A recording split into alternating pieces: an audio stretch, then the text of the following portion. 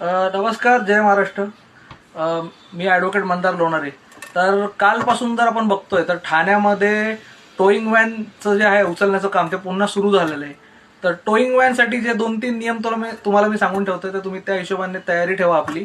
की जर समजा आपली कुठे पण गाडी जर टोईंग व्हॅनवरती उचलली आणि तुम्ही तिकडे जर जवळपास असाल तर मेगाफोनद्वारे, म्हणजे त्यांच्याकडे जो लाल कलरचा मेगाफोन असतो त्याच्यावरती त्यांनी 2 ते 3 वेळा त्यावरती ॲटलिस्ट अनाउन्समेंट केली पाहिजे की ही गाडी इकडून नो पार्किंग मधनं हटवा.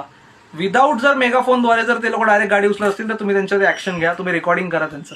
आणि सेकंड एक असं होतं कधी कधी की जेव्हा ते लोक आपली गाडी टो करून तिकडे घेतात आणि आपण तिकडे पोहोचतो, पण ते लोक काय करतात की आपल्याकडनं पूर्ण दंड आकारतात. पूर्ण दंड म्हणजे दंड प्लस टोईंग व्हॅनचे चार्जेस.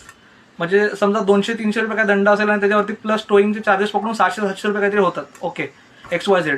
पण तुम्ही काय करा, जो दंड आहे, जर समजा तिकडे तुमची गाडी टो केली त्या परिसरात आणि तुम्ही तिकडे जवळ उभे होता किंवा काय, आणि तुम्ही त्या गाडी जवळ आला आणि तुम्ही सांगितलं की त्यांना गाडी खाली उतरवा, तर तुम्हाला फक्त जो त्यांचा दंड आहे तोच द्यायचा आहे. तर टोविंग व्हॅनचे चार्जेस नाही द्यायचे आहेत.